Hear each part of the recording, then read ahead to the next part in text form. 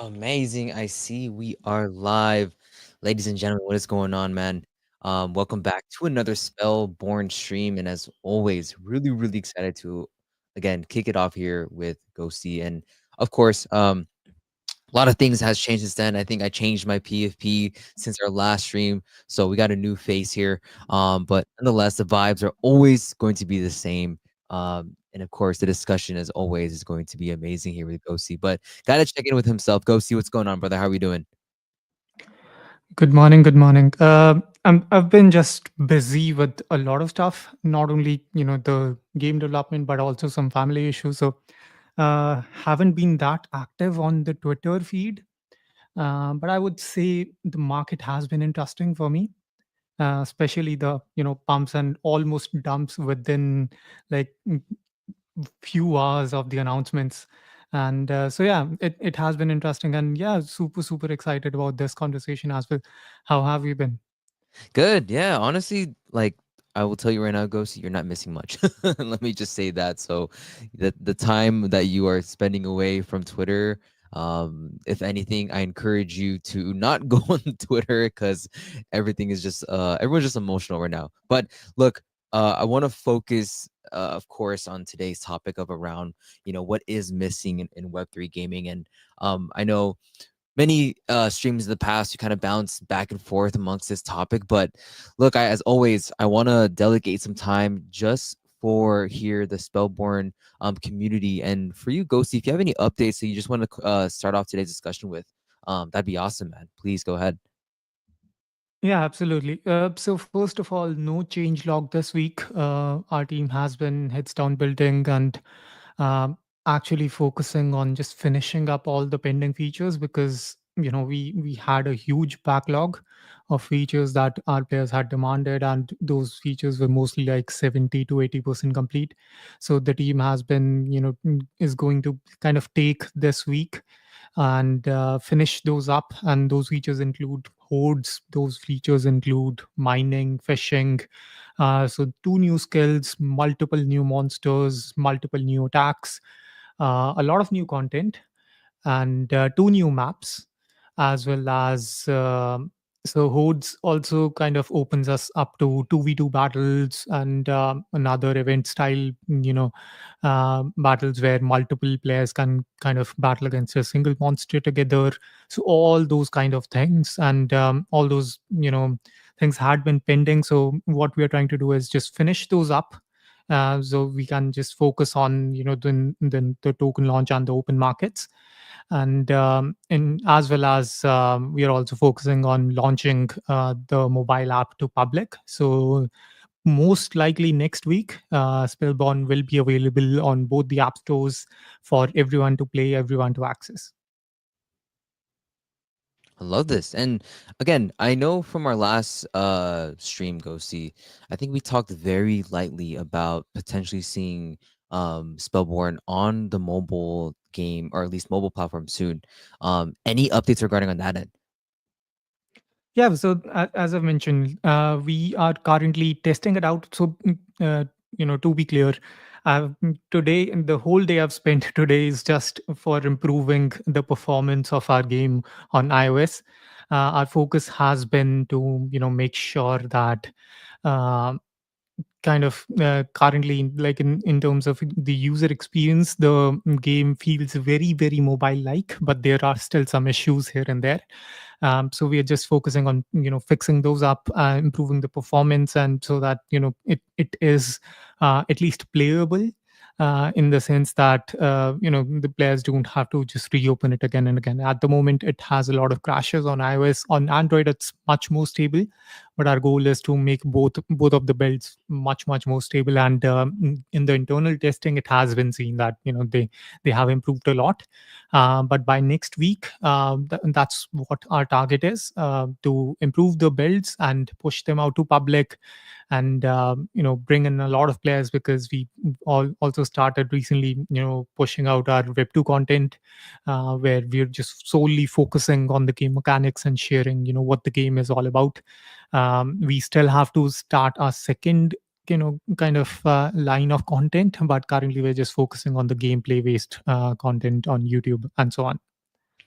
I wonder, Ghosty, like I feel with mobile just gaming in general, I feel the content flywheel is a little bit more approachable compared to like, I feel with, playing games on your PC. And again, I feel like again, it's just thoughts, right? But screen recording, they made it very easy now to kind of just capture gameplay footage. But do you kind of expect a different type of content domino effect just because of mobile gaming, or do you kind of see it the same way?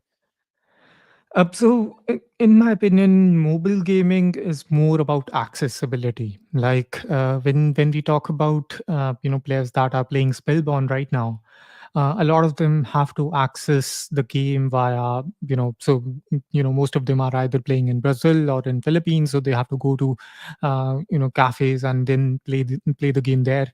They're not able to access it on their mobile at the moment. Like the builds, mobile builds are much better compared to the browser version on mobile. So that's the first thing that we will see, as a lot of players who weren't able to regularly play, they will be able to regularly play. And we've seen this in our holders access already. Like players who were logging into the game every 3 or 4 days, they started logging into the game every second day or maybe every single day. And the play sessions are shorter, but they are much more regular. So players are actually playing the game regularly compared to playing it once for a few hours on every few days. Mm, And in my opinion, the content cycle, I won't say would change a lot, primarily because we don't expect the content cycle to change at all until open markets go live, because after that everything changes. Because right now players are restricted by what they capture, but after the markets open up, players should would be able to trade the monsters, items, and so on. Then players would actually be able to value their time on where to spend the time in the game itself. Like, should they be farming crops? Should they be capturing a specific monster breed? Should they be participating in PvP in a certain way, and so on? One, be it 1v1, be it randoms, be it 2v2 battles. Should they be participating in singular events that happen maybe once every week? So those kind of things. And in my opinion, like in the short term, we will see a lot of older players who kind of left out the game to come back, but in the long term, mobile will be mostly about accessibility, and that's what primarily it is all about. Like streaming on mobile, it is easy to do these days. It's not that difficult, but it's still leagues behind what it is compared to on PC. Like on PC, it's much easier to stream and share the content. But on mobile, the problem ends up being that your mobile phones are not that powerful to support both streaming and the gameplay. So you have to either kind of use things like BlueStacks on your PC. So you end up just playing the game on PC. Why not just directly play it on the browser or the native apps? So that's my opinion on this. that's really well said. And the reason why I brought it up was because honestly, this kind of ties into what I think is missing, like as far as the topic of like what's missing in Web3 gaming is I feel that when it comes to the content, we get so like Web3 gaming gets so caught up in like this financial incentive, right? Because we've seen this almost all of last year where it was more about the coin or the token compared to the actual game. And I feel users were inclined to participate in content campaigns for the sake of earning an allocation of the token, right? Versus like this game is actually fun and I'm creating content purely focused on the gameplay itself. And I don't know, Gosi, I don't know if you feel the same way about that sentiment, but like I think that's what's missing in like this gaming scene in crypto is like the pure genuine intent of creating content for the game itself, you know? How do you feel about that? So it still is missing to an extent. Like for most games, I would say players are not playing for fun. Like inside Spellborne, I would say even like 10% or 20% players play for fun, rest are just playing for rewards. That's the honest numbers. Like the 10% that are playing, you can actually see based on how the players are interacting. Like if someone is playing for fun, they're not just grinding for a specific task or the actions that we are promoting. They're doing actions that are not being promoted at all. They're just spending time in the game. They're just playing with their friends and so on. So Web3 gaming is still missing that point of where players play for fun. And I would say it wouldn't change for a very very long period of time, primarily because as soon as you introduce financial incentives into gaming or anything, be it a normal application, all of a sudden the user's interface towards that application changes. It can be a game, it can be a normal website, it can be anything. But you talk about social networks, you talk about games. As soon as you add financial incentives to the game itself, things will change.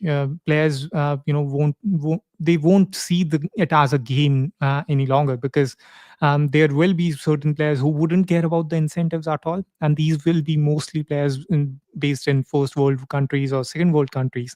But in third world countries, players, if they see that playing this game kind of brings them enough money that it is comparable to a regular job in their country, then they will see this as financial incentives. Because for most of the web3 users, web3 is all about bringing them above the line where they can consider themselves financially sustainable or financially kind of fit.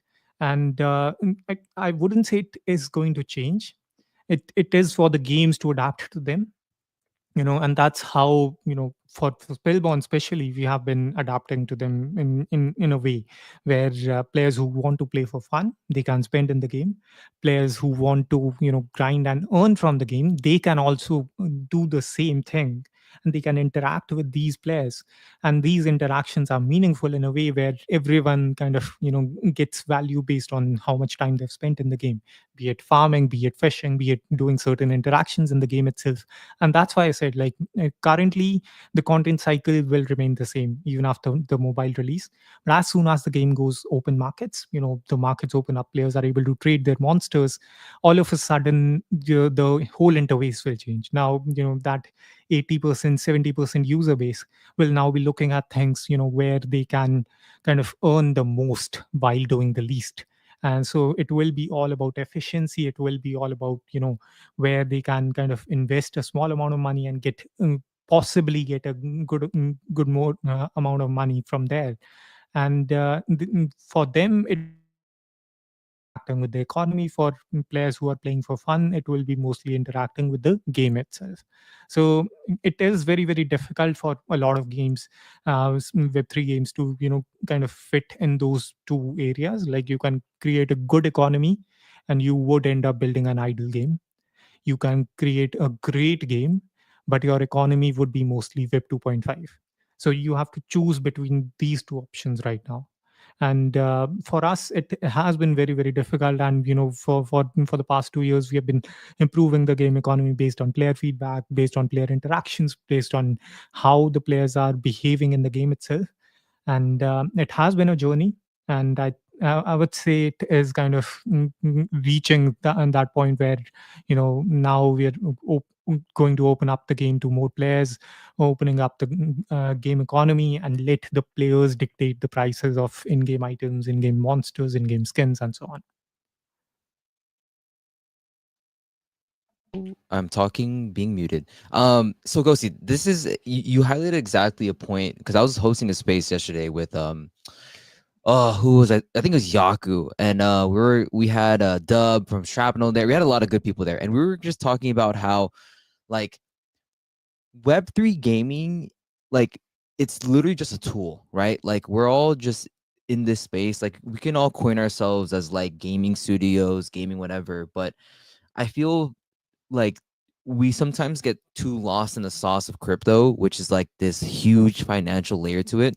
And I'm just curious to know, like, if you also see that in the same light in terms of like we're not attracting enough pure genuine gamers in this space still, right? Like there's a reason why like we're just not seeing that gaming culture fully cemented in this space, and I feel it's because of this financial layer of crypto. Like, and I'm curious, maybe another thing too, I want to get your thoughts on Ghosty is like, how do you feel if every single Web3 game right now were to never go into crypto? Like if there was a scenario in this world where none of us ever got into Web3 gaming and we all pushed our games to like the regular Web2 audience, like is this the test that shows if the game is purely sustainable because of the gameplay alone, or etc., right? Like again, a lot of things that I'm just sharing right here right now, but we'd love to hear your thoughts on that. I would say if we were a Web 2 game, our expenses would be down by 80%. So Wow. 80% of our total funds we've spent on either contracts, contract development, audits, and everything. The game development part for us was very, very cheap, frankly, because our team had experience in building things out. So mostly for us, it has been to kind of make sure that the game is secure for the Web3 side. As soon as you add financial incentives, there are, you're like it's 1 plus point minus 10 points, and those 10 points are in multiple areas. So it's around security, it's around the game itself, viability, attraction of players, and so on, as the things that you mentioned. So I think it is a good test, and I think you know maybe 80-85%, maybe 90% of Web3 games will instantly fail if they move to Steam, or if they move to purely Web 2, primarily because they have been built in such a way where they are just attracting speculators in the short term. Like they attract players, and those are players, farmers, whatever you might call them. They play the game, they attract money from the system, and that's it. The game ends. That's where the game itself finishes. So I would say, if we are to attract more Web 2 players, it's more about content. It's more about something that is new, and something that is new does not need to be in the economy side. It can be in the gameplay side as well. And simply, it should be fun. And for example, if you talk about Spellborne being in Web 2, it reduces our expenses by 80%. Now the game becomes a purely indie game, and it would be on par, maybe even better, compared to some of the best Pokemon fan made ROMs. So there it would be able to easily attract players. And here in Web3 side, we have to instead kind of put forward the idea that you can earn while just sitting in the game itself. So you have to attract speculators somehow. Now we have a working economy design. Now we have to kind of extend it towards where we have to make sure that the speculators also get involved in the game itself somehow. So a lot of games, they end up changing their economy designs to kind of incorporate that speculation element. Uh, in At the end of the day, if you are building a Web3 game, you should be all about building out open projects as in open economies, where players can interact and actually affect the game, where players can actually build out tools to affect the game. And while in these things are very, very limited in Web 2, and it's very, very difficult to implement them in Web 2 as well. So in my opinion, when we talk about not being able to attract Web 2 players, it is in the sense that those players are not interested in these games primarily because they're related to crypto, but primarily because these games have been designed keeping in mind that speculation element. And not, that speculation element is not everyone's cup of tea. So a lot of players you kind of leave behind. You can attract them by building out a very, very attractive game. So for that you need a huge amount of funds, because as I mentioned, like for us, most of our funds spent were in contracts, or contract development, audits. And then because you change one small thing, and all of a sudden your contract needs to get audited again, and so on. Because when you look at Web3 games, when you look at indie games, you're changing a lot of things over time. So it becomes very, very expensive, and that overhead is what kind of is the differentiating element when it comes to web 2 and Web 3 games. So in short, uh, if games have to attract those pure Web 2 players, just be very, very attractive, very, very fun to play, very, very good. And, you know, if you look at the top Steam games, for example, when we talk about revenue, so for example, if we compare with Spellborne to top Steam games, we would end up in like top 7% or top 5% in terms of revenue. But still, we are not the best. You look at games like Off the Grid. They have a very, very good gameplay, they have a very, very good design, and they have a good amount of funds to spend on the contract side, on the back end side, while not worrying about the front end side. So when teams enter in the Web3 space, they have to make a choice. They can either build a very, very good game, or they can build a good or maybe a mediocre game, but with on-chain elements on top of it. So it's a very, very difficult decision to make for most Web3 games, most Web3 teams, and most of them take a lot of time in taking this decision, and they run out of funds. And you see a lot of games shut down due to this specific reason. So it's a lot of things that come into mind. And I wouldn't say building out games in Web3 is easy. It's much, much more difficult compared to the Web3 side. And if we are to compare, as you mentioned, like we might say that we are game studios, but at the end of the day, we are just Web3 companies that are building a game. And this is also true for the chains that end up calling themselves game chains, or chains that are focusing on gaming. They're just Yeah. chains that are focusing on games, and they're not even, sometimes they even call themselves publishers, but they're not willing to take the risk to publish games.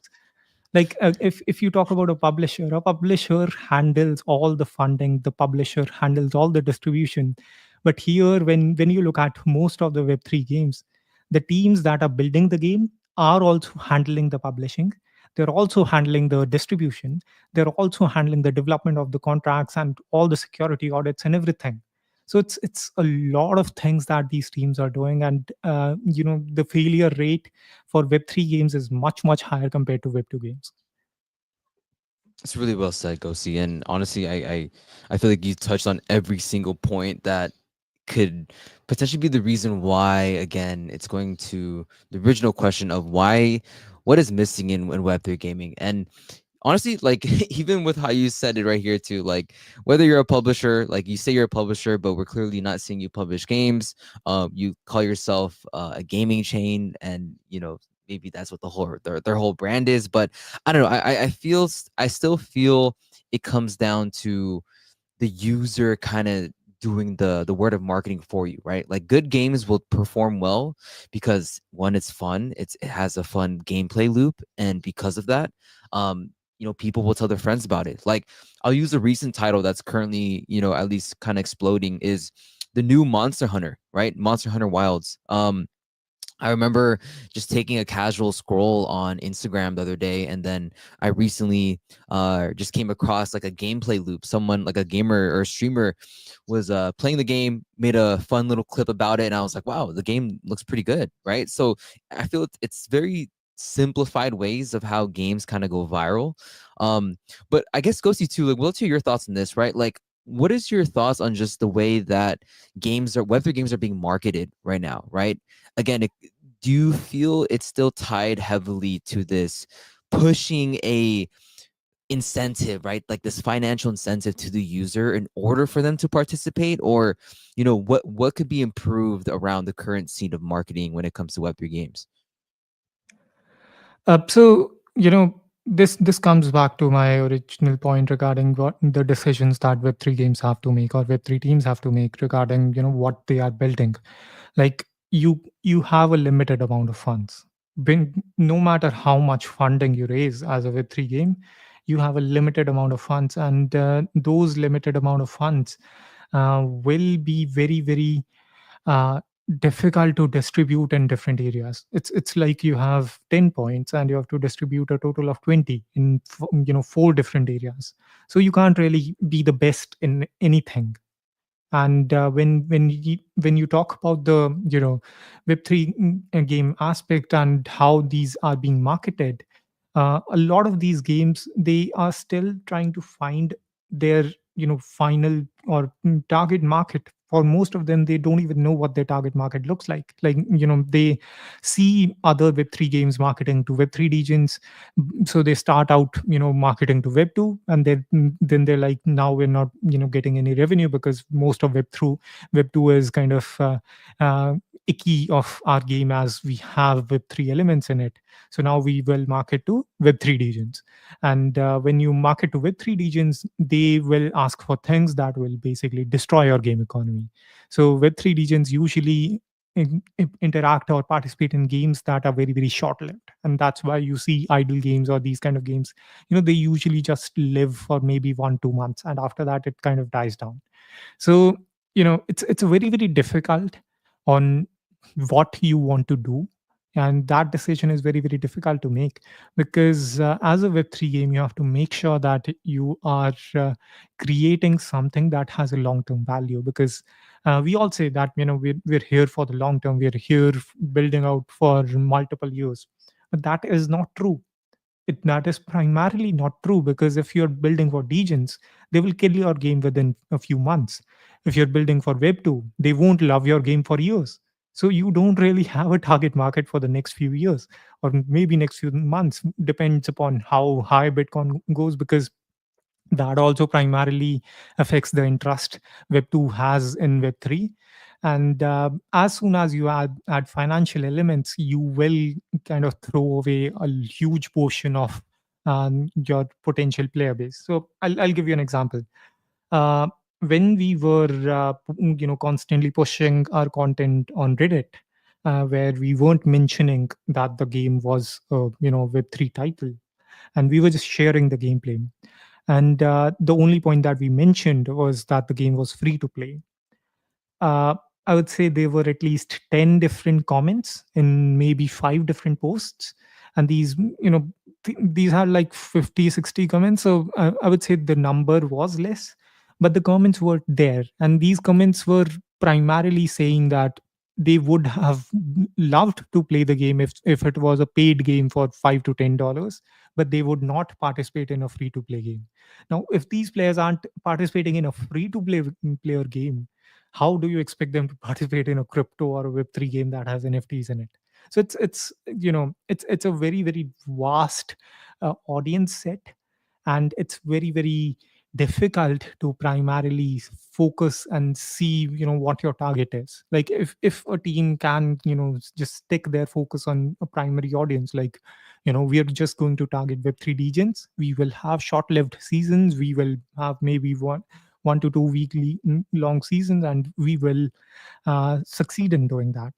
Good example, Wolf dot game. They did short seasons, and they did succeed in that for a very, very long period of time. But at the end of the day, everything comes to an end. If you talk about targeting primarily Web2, not even mentioning the Web3 aspects, look at off the grid. So it's all about what you want to target. If you have targeted Web3 regions, you can't shift your focus towards Web2 at all. They would not like your game, your economy design would be different, a lot of things would be different. The factors end up in just adding up on top of each other. So like Web3 games that are made for regions cannot work with Web2 players. So I've seen a lot of content creators complain about this, that games are primarily targeting that small group of 10,000 players, or 1,000 players, whatever player base is left in Web3. And it's not their fault, because games have tried to target Web2, and a lot of them fail. Like when you look at the cycles of 2017 or 2021, a lot of games were targeting primarily just Web2 players, and they shut down because the studios didn't make enough revenue. So to make enough revenue, they target Web3 players. And now you target Web3 legions who will want decisions or changes that will kill your game within a few months. So your project can't really live more than one cycle. So there are a lot of different decisions to make for games or game developers in this area. And And as always, the industry is evolving. As always, there is more acceptance for Web3 games day by day. And as long as you can build out a very, very high quality game, have a very, very good and working Web3 economy, you can succeed. But there are very, very few titles who can actually implement that. And this is exactly where I think Ghosty, you even brought up the example of Wolf Game, right? And I mean, take a look at like on-chain heroes, right? We literally have players making like thousands of dollars a day just by staking their assets and trading them up and grinding them up. Now, does this kind of show you the behavior, though, at least of the type of gamer that Web3 gaming kind of has at the moment, is like this idle user that doesn't want to do too much, I guess, effort, but the results that it yields from such said mechanism is far more greater than the amount of effort that they're doing, right? So what how do you kind of see this impacting the future of game design? Like, do you think the future of Web3 gaming is going to be towards a more idle type of space, or something a little bit more active than that? It's not really idle. It's very, very short lived interactions. So the interactions with on chain heroes is very, very, very short lived. Like it's shorter than it can be. But players in Web3 mostly like to interact at max 5 minutes, 10 minutes, not more than that. So they can interact in what you called bets, players playing each other, and they're just having on-chain bets who can win the battles and so on. And these can be skill based, and this is something that we are implementing. And that's where I think most Web3 games will go. Like if you are targeting Web2, please just target Web2, and you can hide the game economy on the backend side, but you won't be able to target degens. If you look at degens, you won't be able to build out a beautiful game or anything that is very, very high quality, because they don't really care about it. They want short term interactions with long term profits.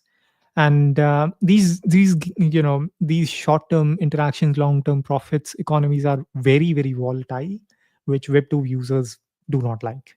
So these are very, very different audience sets. And as for games that are targeting Web3, I would say, for us, we are targeting both. So we are building out a fun game, but we are still having those smaller interactions where Web3 regions can interact, but they do not rule the game economy. It's the normal players that rule the game economy. So that's where I think would be the perfect fit, where players who want to play the game, who want to have fun, they can have fun. But if someone who is a degen who doesn't want to spend like hours in the game, grinding out and capturing monsters and so on, they can just buy from someone else and start participating in PvP. So that's where primarily I see Web3 gaming going, where free to play players or players who are on the Web2 side, they kind of start playing the games for fun. The games are good enough for them to play for hours and hours and hours, and they collect these monsters, they collect these items, and then they sell these to the Web3 regions who are not willing to spend time. For them, and that time is equal to money, so they will spend that money, and then they can interact for a higher value interaction in the game itself. For our game, it's like you capturing monsters, selling them to someone who is just using them for PvP. So that's kind of how I personally see Web3 gaming going towards. But it's not possible at all genres. It's something that we even had to kind of iterate upon for a very, very long period of time. Yeah, no, that makes sense. And again, I think this is like one of those wild, bold predictions that I have for this space. But I honestly feel, again, maybe like it's the FPS culture, because that's the kind of genre that I was just growing up with as a kid. And, let's take the very classic '09 title of Modern Warfare 2, right? Back when, a lot of YouTube creators or just gamers, they were buying HD PVRs, which is the capture card, to create these montages. I mean, take a look at what FaZe Clan and like all these, gaming guilds and where they are today. But I again I reminisce about those days purely focused because of like this social interaction. And maybe this is where I kind of want to have a discussion with you as well, Ghosty, is like the social culture of gaming is, I feel it's missing in the web3 scene. And maybe it's just because of like, again, everything is just so financially driven, but I haven't seen like something go viral in Web3 gaming where it's like a clip of like 3 to 4 homies playing a game all together, and then like something hilariously happens, and then like, it's just like an overall good time. Um, just curious to know, like, what is your thoughts right now on just the social aspect of Web3 gaming, and what can be improved about it? Most Web3 games do not have that amount of content to create those social clips. Even Spellborne doesn't have, like, we would for those social clips to be present or be created. Spellborne will need at least, and this is coming from the developer itself. Spellborne will need at least 5x content from here for those fun social interactions to be actually created. Primarily because when you look at those social interactions, those clippable moments, as we talk about, they need what we call magical moments.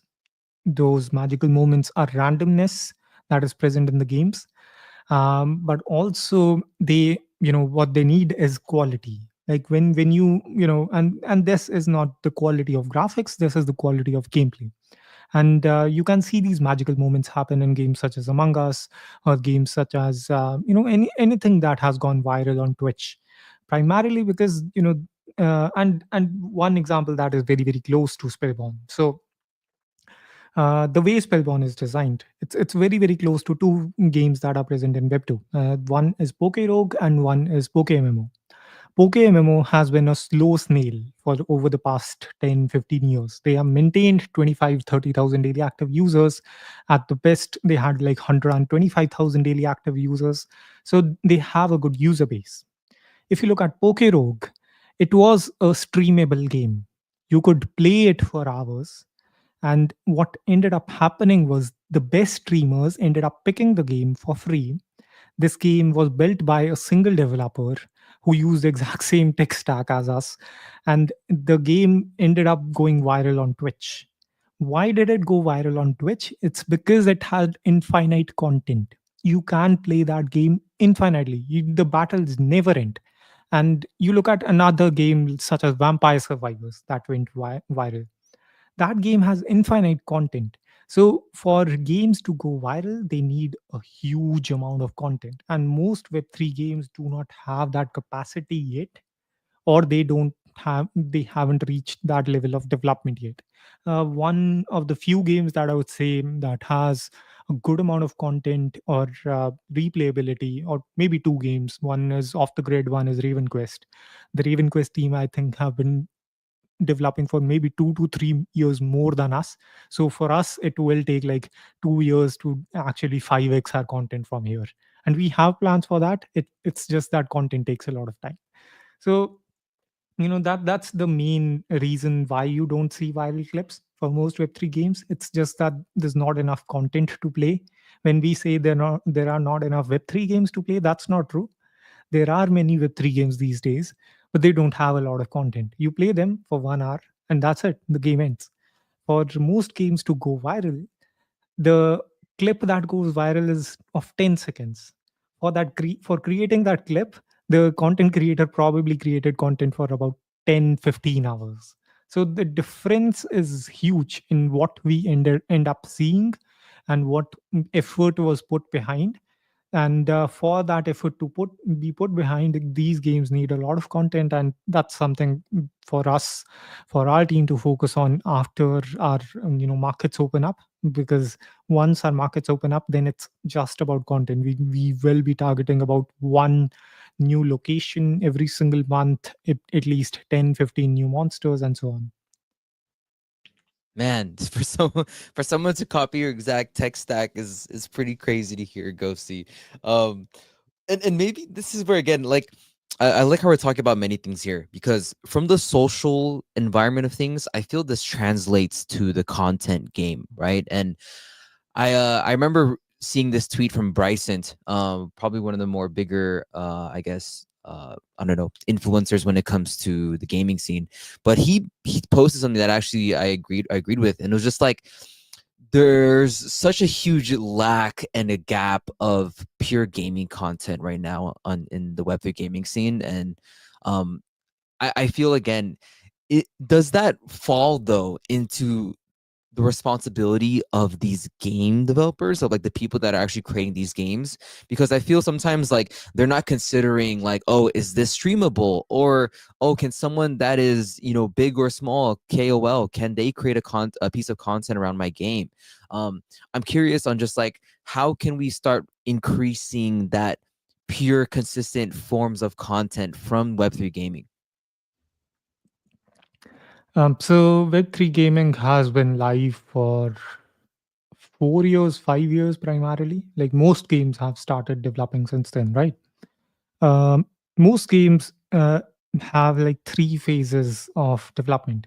The ideation phase, where you're just building out the basic idea, and the game, the graphics aren't just there. It's just a basic framework.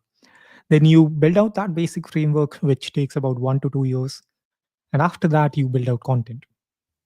Now you would understand where I'm going here. The first 1.5 years is the ideation, then 1 to 2 years for the base, just framework development. Spellborne has taken about 3 years, 3.5 years, and our content phase starts in maybe a month or two. So, for most games to go viral, for content creators to be able to create content, games need to have content. And for that content to be present, they need time. And most games, and I would say at this point, do not have that capacity to create content, primarily because they haven't been developing for that long. uh, be it a single, like a pixel art game, even that requires a lot of time, specifically because you're not only focusing on content, you're also focusing on building out the economy, focusing on degens, focusing on so many factors, as I've discussed before. So when you are building in Web3, your attention is being your attention is being asked by many different things. When you're building in Web 2, your attention is just focusing on building out the best streamable game that is fun to play, that is just the best game that you can build. So the comparisons are very, very difficult to make. And what Bryson said is rightly said. Like it's that content, for content to be created, games need to have content. But the problem is that the games do not have had haven't had that much time to create that content for a lot of games. Uh, for most games that are currently live, or that will stay live for the next few months or years, you will see their viral moments probably next year or the year after that, mainly because they will have content at that time. They will have the market will have maturity at that time, and maybe the level of acceptance for Web3 will also increase, primarily because when you create these funny moments, the next thing that the player does is research about that project or about that game. And the moment they see that it's a Web3 game, they'll just flip off. So you will still need a lot of different factors coming into this. But I would say for most games, these viral moments that Bryson is talking about, these viral moments that we are talking about, they will start coming in the next year or so. And this is this has been very, very true for Web 2 games as well. Like if you look at their development cycles, for example, the game Among Us was primarily dead for 1.5 years before it went viral. So you can imagine the game took its own development phase. It had its own ideation phase. It didn't really have its own content phase because it's just a replayable, arcade game. But once the game was built, it took 1.5 years for someone to pick it up and then create viral moments. Like games can be empty shells. So it's like two different entities interacting together. The game developer, their duty is to create as much possibility of in-game content as possible, while for the content creator, their responsibility is focusing on creating viral moments, because as a content creator you can even make the most boring thing appear very very appealable. Like that's the job of the best content creators. If you look at most of the popular content creators, the reason they're popular is because they can pick up anything boring, anything that is basically dead. They can still make content out of it. For most web3 creators, they're not at that stage, and I'm not trying to be rude or anything. It's just that they haven't reached that level of maturity due to the market not being at that level of maturity, or there not being enough competition for good content. So it's a lot of different factors, and I think both content creators and game developers play their own roles.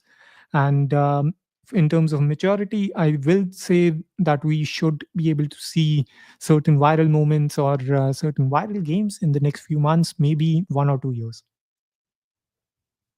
And first of all, like again, it's not even a shot, Ghosty. I think you're speaking a lot of truth here. And like even I myself, like as a creator myself, I realize that, you know, a lot of the content that is viral, it always ties to either meme coins or drama, right? Like let's just be honest here. A lot of things that get more coverage are the things that are tend to be negative more than it is to be positive, right? So I think again, um it's almost like we just have to observe the environment of the space that we are currently operating in, and then from there I think it's a matter of, you know, making sure we stay true to those principles and build on top of those principles. But look, man, I swear these streams go by too fast for me.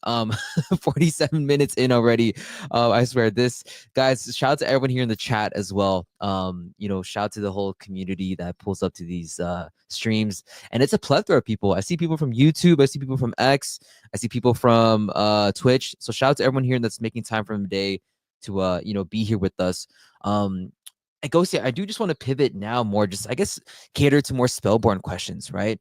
Um, and first of all, I don't know how caught up you are with like the Pokemon trading cards like markets right now, but it is absolutely booming right now. I have friends that are literally selling cards for like up to thousands, high five figures sometimes, right? And I'm curious, Ghosty, just from a more like when it comes for to Web3 gaming, and maybe you could talk about Spellborn here.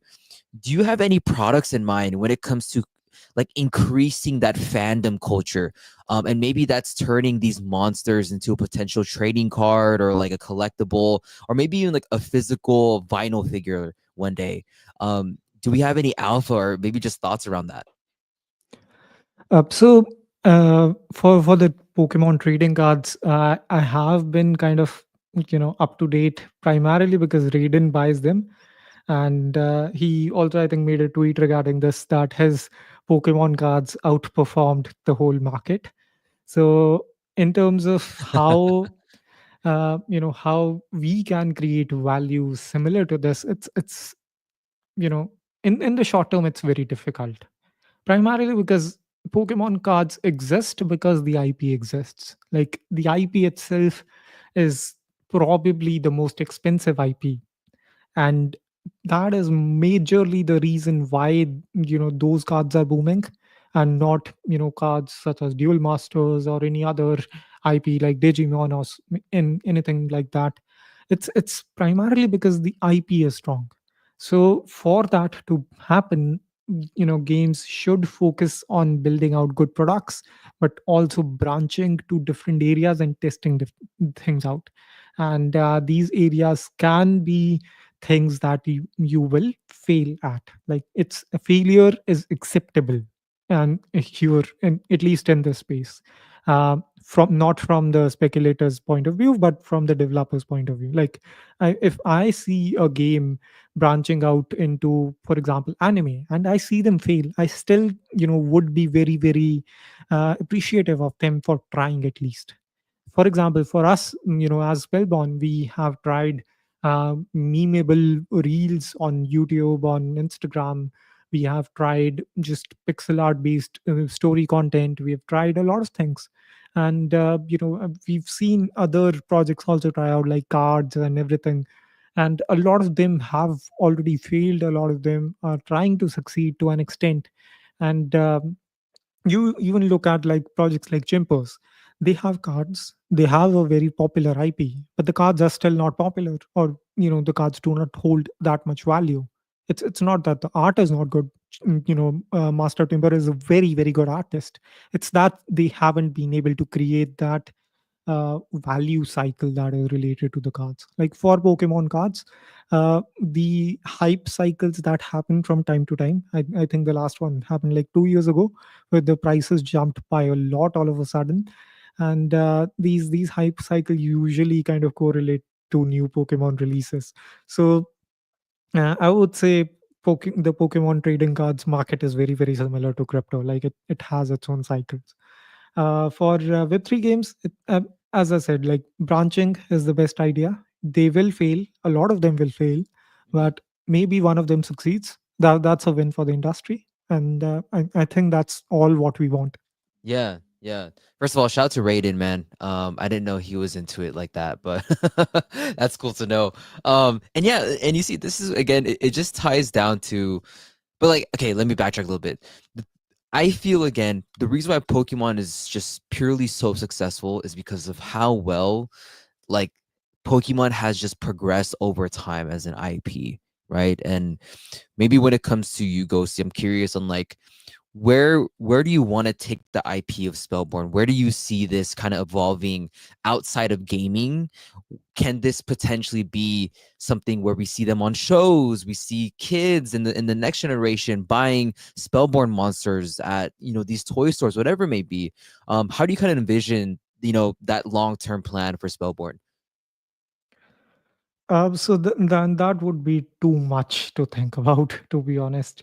When you look at Pokemon, the IP itself is older than the whole crypto market by at least 10 years, 15 years. So they have taken their time to establish their IP. And most of the popular IPs that you see currently, they weren't so popular initially. They had their ups and downs. They have had their lows where their community ended up hating them, and then they, from those lows, if they still have been able to survive, it's primarily the reason because they have been focused on creating a good IP. For most Web3 titles, most teams, it's not really possible to create that in a short term. Even Web2 companies fail at doing so, so they kind of try to take shortcuts and fail there as well. But overall, it is all about how respectable you are to your IP. And I can give you an example of this. So if you look at Angry Birds in 2009, 2010, uh, kind of failed. 2011, all of a sudden it's the best IP everywhere. Like you see it everywhere. They had theme parks, they had a movie being developed, they had over three different games that were in the top 10. So it was a very very popular IP, but it's almost dead now. Why? Because they weren't respectable to their IP itself. Like if Pokemon wanted, they could have shelled out so many more things, and just taken that money and just kept money and given that money to their shareholders. But it's not that. They have treated their community with respect, they've treated their IP with respect over time. And that thing, it takes a lot of time to build that trust. It takes a lot of time to build, and it's very very comparable to how you build out games in Web3. So for example, uh, when markets are dead, and when markets are going very very bad, all of a sudden your holders, your players will ask for how you can increase the token price. Now if you're a project that has been building out for many many years, the questions will be less. There will be still questions because every cycle new players join in and they don't know how long you have been building. But from for the players that have been involved in your project for years, they know that they can trust you primarily because you have been here for years and you have still respected the project and kept on building even with the downs and the lowest of the lows of the market. So it's all about how you treat your community, how you treat your IP. And anyone who has been able to consistently respect both over time, and is able to do that for the next 10-15 years, they can possibly become one of the bigger IPs in the world. So it's very much possible for Web3 IPs to kind of expand from the smaller subset that they currently are in. But it's very, very difficult to think that in the long term, primarily because our industry is literally like 15, 16 years old. It's not even that old yet, and we do not have any that much clarity regarding how it will work in 10, 15 years. So it's very, very difficult to say, but that's kind of the way to go. Like, respect your community, respect your IP, and you should be able to build out something that is long term, that is respectable, that has value to it. I like that. I like how you use the word respect too, because I feel again, it's like this. Again, I feel like I can go on forever with this conversation with you, Gozu. I know we're coming short on time, but the last thing I do want to say is like I look at these, even Nike, for example. I feel Nike needs to start worrying and kind of keeping an eye out for these smaller brands that are coming for them, because I feel smaller brands right now are just not that they're performing better than the bigger brands, but like they're slowly creeping up and they're slowly starting to gain more respect from a lot like a more athletes in this space or in general, right? So I feel it's kind of like a similar analogy to how I see gaming brands in this space is like you have to almost earn the respect of the real builders and the true like gamers in the space, and then you'll start to see like a very crazy flywheel go from there. But look, OC man, we're tight on time. 3 minutes left. I do want to make sure you have some minutes here to kind of just share again. I know we talked about in the very beginning, but if you have any updates, any latest news or announcements you want to share with the audience today, please go ahead. Yeah, absolutely. So, as I've said in the starting of the stream, there will be no update this week. There will be possibly one of the bigger updates next week that will be primarily focused on multiple feature releases, a lot of bug fixes, a lot of new content. This includes multiple monster mutations, two new maps for mining, fishing skills, and mobile release for public, possibly as well, and a lot of smaller things here and there that we're still currently testing. I'm not sure if we'll include them in the next update or so, or maybe the week after that. But a lot of things for players to look forward to. For players who haven't been able to consistently play the game, they should be able to play the game as soon as it goes live on iOS and Android on the app stores. Uh, as soon as that happens, we should be able to also push out our test builds for Windows, Mac, Linux for our holders.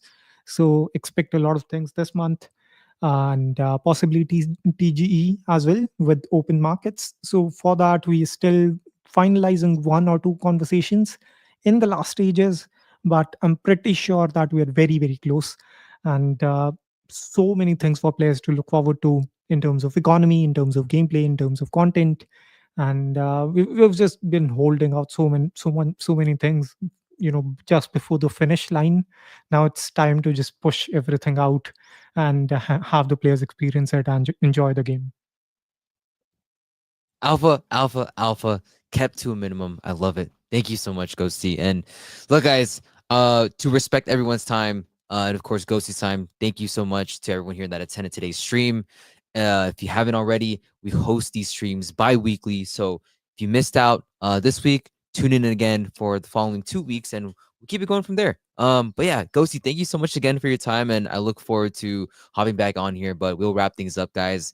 Have a good one, everyone, and we will see you next stream. Cheers.